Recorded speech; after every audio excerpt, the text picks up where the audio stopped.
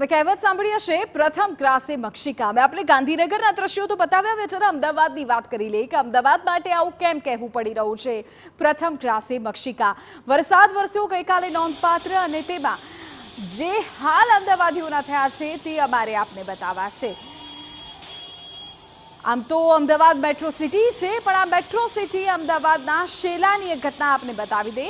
આ દ્રશ્યો આપ જુઓ, શેલા વિસ્તારમાં આવેલા ક્લબો 7 રોડ પર એક મસ્ત મોટો ભૂવો પડ્યો છે। ભારે વરસાદને પગલે પાણી ભરાઈ ગયા છે, જમીન બેસી ગઈ છે। ભૂવો પડવાની આ ઘટનાનો લાઈવ વિડીયો પણ સામે આવ્યો છે। જોઈ શકો છો તેમાં કે અચાનક જ રસ્તો બેસી જાય છે, આખી કાર સમાઈ જાય એટલો મોટો ભૂવો પડ્યો છે। તો વિશાળકાય ભૂવો પડતા જ દોડતું થયું છે હવે ઔડાનું તંત્ર। એએમસીની સ્ટેન્ડિંગ કમિટીના ચેરમેન, મ્યુનિસિપલ કમિશનર અને ઔડાના અધિકારીઓ ઘટના સ્થળે પહોંચ્યા। જો કે તંત્ર લાજવાને બદલે ગાજ્યું, ભૂલ સ્વીકારવાને બદલે અધિકારીઓએ છટકવાના કારણો આગળ ધર્યા। ઔડાના સીઓએ તો ભૂવો પડવાની વાતનો જ છેદ ઉડાડી દીધો અને દાવો કર્યો છે કે આ ભૂવો નથી, જમીનનું ધોવાણ છે। સાંભળો નઠોર તંત્રના પોકળ દાવા।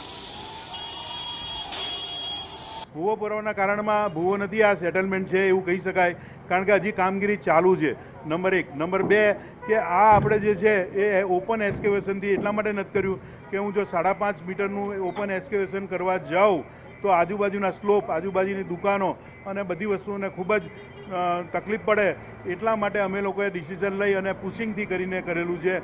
એટલે ઓપન એક્સકેવેશનથી તમે જોશો રોડ એમનો એમ જ હતો, પરંતુ જ્યારે આજે 7 ઇંચ વરસાદ પડ્યો ત્યારે હવામાં રહેલા સોઇલ, આજુબાજુમાં ખેતરો અને બધી જે વિસ્તારો છે ત્યાં પાણી ભેરાઈ રહેવાને કારણે જે એની નીચેનું જે હતું એ વસ્તુઓ એને કારણે અત્યારે સેટલમેન્ટ થયું છે। તો ઔડાના ચેરમેન એમ થયેલા રસને પણ ઘટના સ્થળે પહોંચીને સ્થિતિની સમીક્ષા કરી। તેઓએ દાવો કર્યો કે ભૂવા સ્થળે મોટી પાઇપ નાખી હોવાથી જમીન બેસી ગઈ છે। જોકે તેઓએ હૈયાધારણ આપી કે યુદ્ધના ધોરણે ભૂવા પૂરવાની કામગીરી શરૂ કરાઈ છે અને વરસાદ રોકાતા જ પેચવર્ક કરીને રસ્તો ક્લિયર કરાશે। સાથે તેઓ શહેરના અન્ય વિસ્તારોમાં જ્યાં રસ્તા બેસવાની શક્યતાઓ છે તેની પણ તપાસ કરી કામગીરીના આદેશ કર્યા। એ જે કામ પૂરું થયું છે એ સાઈડ, આ સાઈડનું છે, આજે જે મેક્સિમમ વરસાદના કારણે આનું વધીને ત્યાં એ સાઈડ તૂટેલા છે। એ કામગીરી યુદ્ધના ધોરણે અત્યારે રાતોરાત એકચ્યુઅલી ક્લિયર કરવામાં આવશે અને મોટરેબલ કરવા માટેનો પ્રયત્ન કરવામાં આવશે। જ્યારે કોરો નીકળશે ત્યારે પેચવર્ક પણ પૂરું કરવામાં આવશે। એટલે આ સિવાયના બાકી કયા એરિયામાં પણ સેટલમેન્ટ થાય છે એને પણ સર્વે કરવામાં આવશે, એના ઉપરનું પ્રિકોશન માટેની કામગીરી કરવામાં આવશે।